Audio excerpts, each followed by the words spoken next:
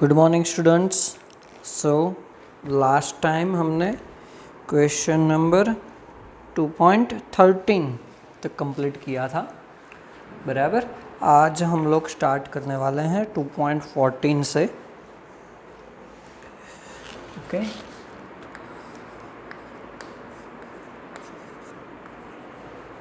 चलो तो 2.14 देखते हैं क्या है। How much energy is required to ionise a hydrogen atom if electron occupies n is equal to 5 orbit. Compare your answer with the ionization enthalpy of hydrogen atom. बराबर, आपको बोला है n इज इक्वल टू 1 के साथ compare करना है। तो first of all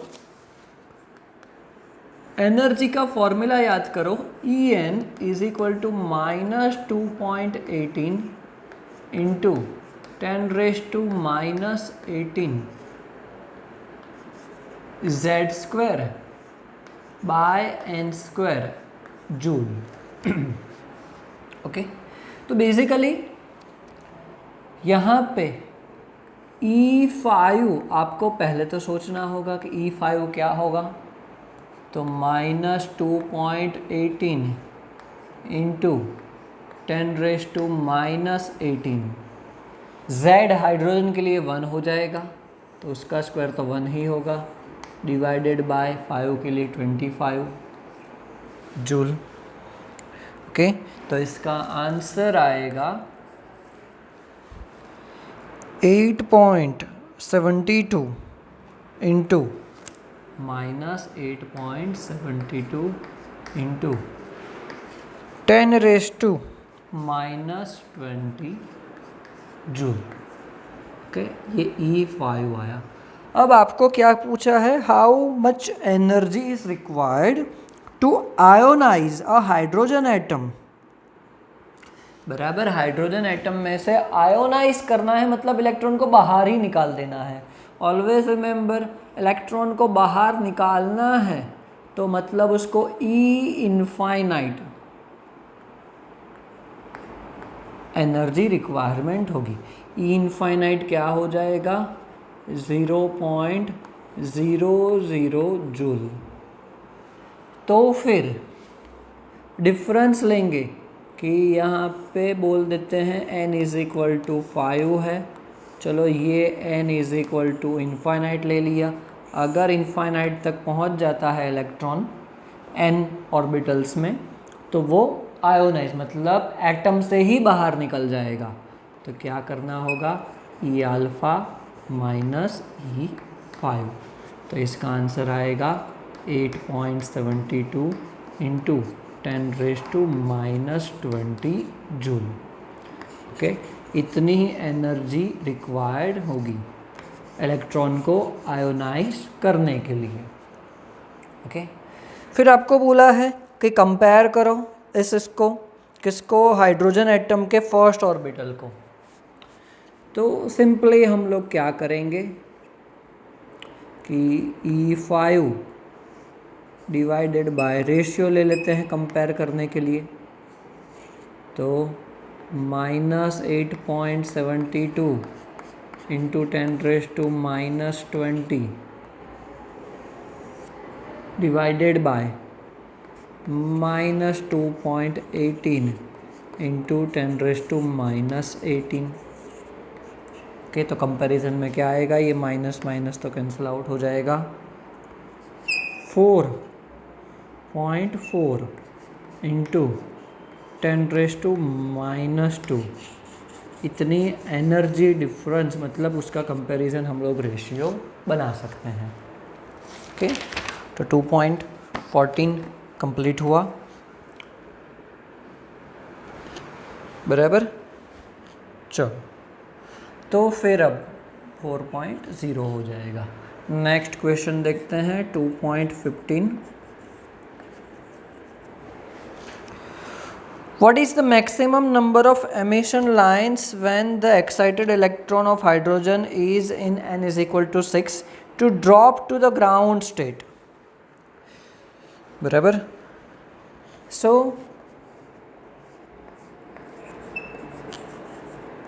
number of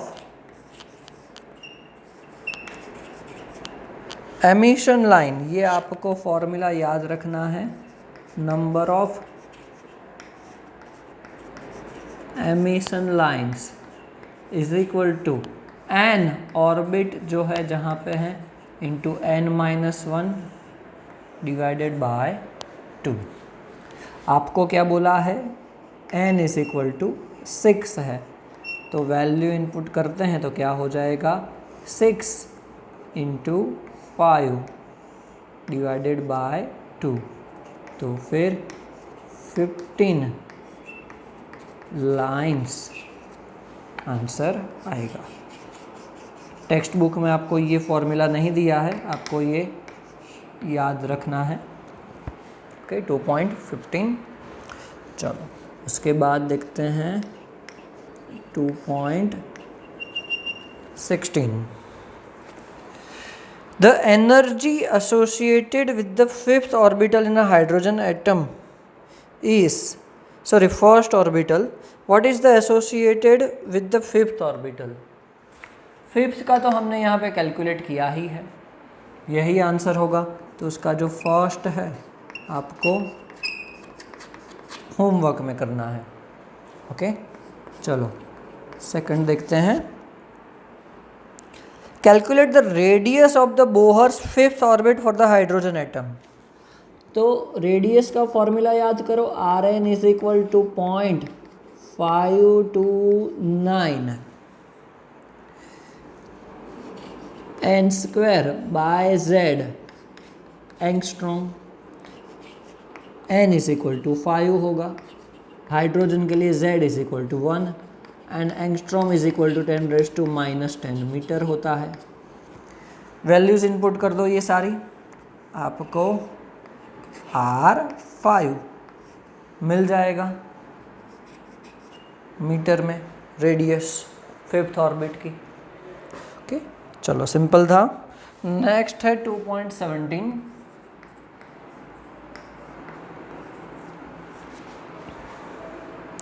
Calculate the wave number for the longest wavelength transition in the Balmer series of atomic hydrogen. So first of all Balmer series बोला है, तो Balmer series का formula क्या हो जाएगा, nu bar is equal to 109,677 1/2 square minus 1/n square centimetre inverse. चलो n is equal to कहाँ से स्टार्ट होगा, 3 4 5। ओके हमें क्या लेना है, लॉन्गेस्ट वेवलेंथ चाहिए। अब nu bar is equal to 1/λ बराबर, इसका मतलब लैम्डा इज इक्वल टू 1/न्यू बार होगा। मतलब न्यू बार की जितनी कम वैल्यू होगी उतना ही लैम्डा क्या होगा, ज़्यादा होगा। तो हमें n इज इक्वल टू यहाँ पे क्या लेना होगा, फॉर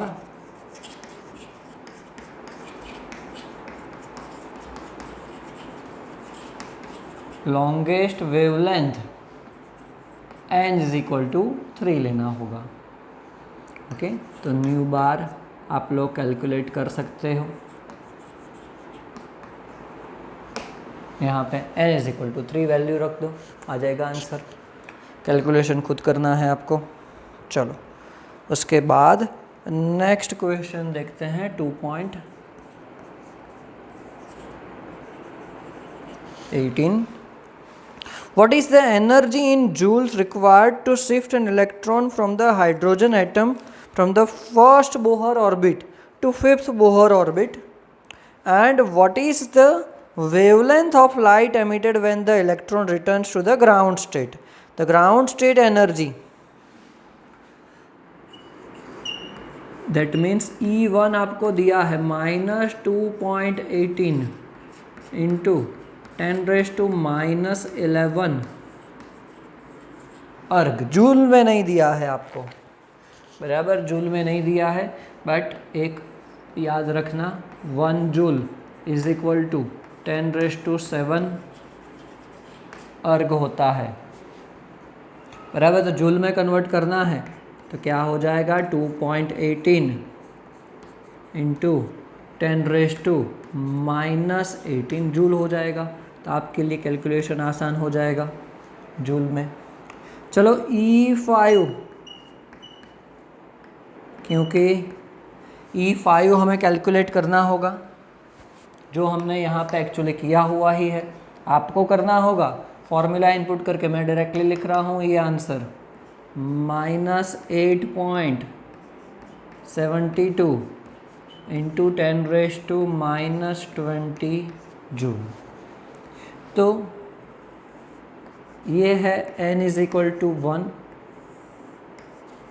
n = 5, E1 एनर्जी है, E5 एनर्जी है। जब इलेक्ट्रॉन E5 टू E1 में आता है तो वो अपने अंदर से इलेक्ट्रोमैग्नेटिक रेडिएशन प्रोड्यूस करेगा अकॉर्डिंग टू बोहर।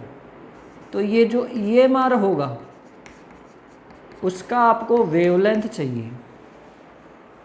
तो EMR की एनर्जी कितनी होगी, ये दोनों के डिफरेंस जितनी, बोहर का पोस्टुलेट है। ओके, तो delta E is equal to E5 minus E1 is equal to HC by lambda. E5 है आपके पास, E1 भी है, H is a constant, C is a constant. तो आप अल्टीमेटली यहाँ पे वैल्यू अप्लाई करके लैम्डा फाइंड आउट कर सकते हैं। ओके, 2.18 कंप्लीट हुआ। चलो उसके बाद देखते हैं 2.19। The electron energy in hydrogen atom is -2.18 into 10⁻⁻18 n square joule. Calculate the energy required to remove an electron completely from the n is equal to 2 orbit. What is the longest wavelength of light in centimeter that can be used to cause the transition? Okay, तो फिर ऊपर जो करवाया है example उसके जैसा ही है कि इलेक्ट्रॉन को आपको कंप्लीटली बाहर निकालना है तो आपको क्या लेना होगा, difference E infinite minus E2 find out करो। E इनफाइनाइट होगा, ये जो भी आंसर आएगा जिसको हम क्या बोलेंगे, delta E is equal to HC by lambda. तो लैम्डा मिल जाएगा, ये तो डिफरेंस है, डेल्टा E मिल गया, H is a constant, C is a constant, lambda मिल जाएगा। सिंपल एग्जाम्पल है।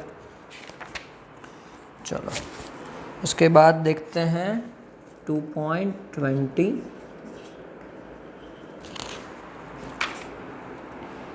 Calculate the wavelength of an electron moving with the velocity of 2.05 into 10⁻7 metre per second. आपको वेलोसिटी दिया है 2.05 into 10⁻7 metre per second. Wavelength find out करना है, very simple. According to de Broglie's principle, lambda is equal to H by mv। Electron का mass हमें पता है 9.1 into 10⁻31 kilogram.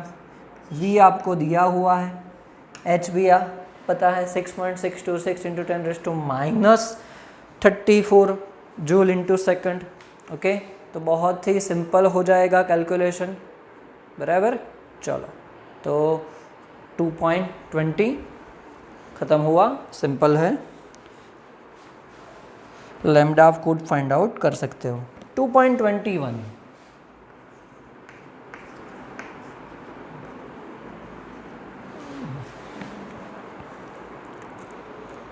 The mass of an electron is 9.1 into 10⁻31 kilogram. If its kinetic energy is 3 into 10⁻25 joule, then calculate its wavelength. आपको मास दिया है वो तो हमें याद भी रखना है। दूसरा काइनेटिक एनर्जी आपको दिया है, कितना दिया है, 3 into 10⁻25 into 10⁻25 joule. Okay, so lambda आपको वेवलेंथ फाइंड आउट करना है। Lambda is equal to h by m v होगा। h पता है, एम बी पता है, v नहीं पता है हमें, तो हमें v कहाँ से मिलेगा? काइनेटिक एनर्जी में से, क्योंकि काइनेटिक एनर्जी क्या होता है? 1/2 mv²। तो उसका तो आंसर दिया है कि 3 × 10⁻⁻25। तो आप यहाँ से v निकाल सकते हैं। मास भी हमें पता है, मास पता है तो वेलोसिटी निकाल सकते हैं। जैसे वेलोसिटी मिल गया, वैल्यू यहाँ पे इनपुट कर दो तो लैम्डा भी मिल जाएगा। बराबर, सिंपल क्वेश्चन है, कैलकुलेशन में मिस्टेक नहीं होनी चाहिए। मैंने आपको बोला था एग्जाम्पल बहुत ही छोटे छोटे हैं, फॉर्मूला के अंदर वैल्यूज़ इनपुट करनी है, आंसर आ जाएगा, बट कैलकुलेशन में मिस्टेक होना चाहिए नहीं। ओके, चलो 2.22।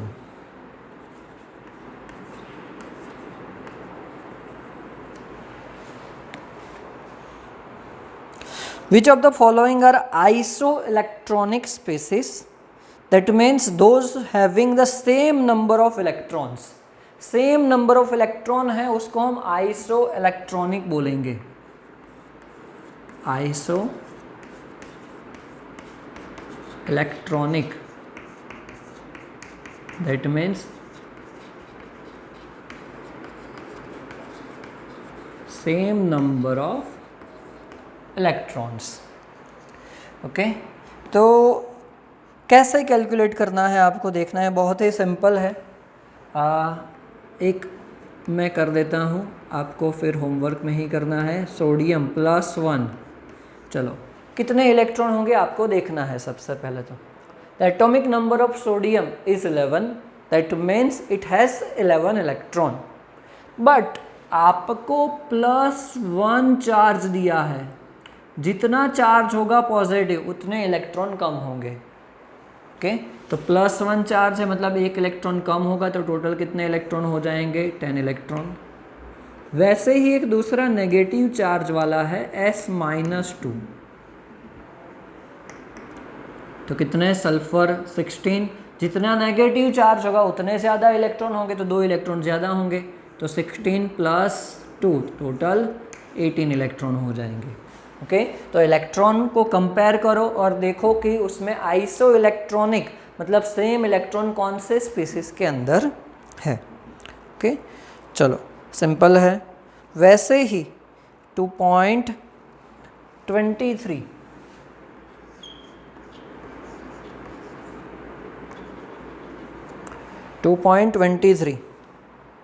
इलेक्ट्रॉनिक कन्फिगरेशन लिखना है। फर्स्ट क्वेश्चन के अंदर इलेक्ट्रॉनिक कन्फिगरेशन, तो first of all electrons calculate करो। उसके अंदर भी फर्स्ट फॉर एग्जांपल दिया है हाइड्रोजन H-1 दिया है, so atomic number of hydrogen is 1, but -1 charge है, दैट मीन्स उसके अंदर कितने इलेक्ट्रॉन होंगे? 2 इलेक्ट्रॉन होंगे। तो फिर इलेक्ट्रॉन कैलकुलेट करो। उसके बाद according to our 3 rules 2 electron है तो क्या हो जाएगा? फर्स्ट 1s का ऑर्बिटल है तो 2 इलेक्ट्रॉन आ सकते हैं, और 2 ही इलेक्ट्रॉन है तो 1s2 इलेक्ट्रॉनिक कन्फिगरेशन हो जाएगा। चलो सेकंड देखते हैं Na+, तो ऊपर ही कैलकुलेट किया है, उसके अंदर कितने इलेक्ट्रॉन है? 10 इलेक्ट्रॉन है। तो फिर इलेक्ट्रॉनिक कन्फिगरेशन चलो स्टार्ट करते हैं। 10 इलेक्ट्रॉन को फिल करना है, 1s2 2s2 2p6, सिंपल है। तो बाकी के आपको होमवर्क में करने हैं। ओके, चलो second question is what are the atomic numbers of the elements whose outermost electrons are represented by?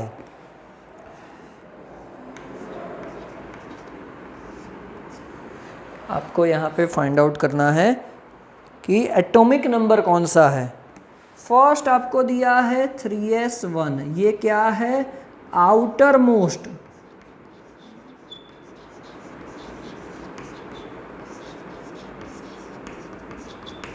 Orbital है। इसका मतलब इसके आगे भी ऑर्बिटल्स होंगी जो कंप्लीटली फिल्ड हो चुकी है, तभी 3s के अंदर इलेक्ट्रॉन आया। तो क्या करो कि जब तक 3s नहीं आ रहा है तब तक इलेक्ट्रॉन फिल करते जाओ। 1s2, 2s2, 2p6, उसके बाद 3s आ गया और उसके अंदर तो कितने इलेक्ट्रॉन, एक ही होना चाहिए। अब total number of electron calculate कर लो, 2, 4 + 6, 10 and 11 electron. That means atomic number क्या हो जाएगा, 11 इलेक्ट्रॉन है, that means atomic number is 11। इस तरीके से आपको सारे फाइंड आउट करने हैं। थर्ड है, उसको बाकी रखना, वो टॉपिक अभी आपको अच्छी तरीके से एक्सप्लेन नहीं किया है, एक्चुअली टेक्स्ट बुक में नहीं है, नेक्स्ट चैप्टर में है, बट इस चैप्टर में ही हम लोग देख लेंगे। थर्ड बाकी रखना 2.23। ओके, चलो उसके बाद 24।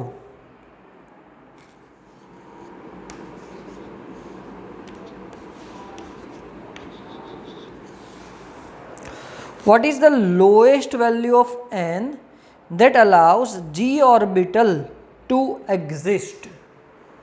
That allows g orbital to exist. तो सबसे पहले याद करो कि g के लिए l = 4 होना चाहिए। l = 4 है तो g ऑर्बिटल होगा। l = 0 तो s ऑर्बिटल, l = 1 तो p ऑर्बिटल, l = 2 तो d, l = 3 तो f एंड l = 4 तो g ऑर्बिटल होगा। ओके, तो आपको फाइंड आउट करना है कि n की वैल्यू क्या हो सकती है। तो n की वैल्यू क्या हो जाएगी, 5 हो जाएगी। बराबर, कैसे 5 होगी, लोएस्ट वैल्यू, क्योंकि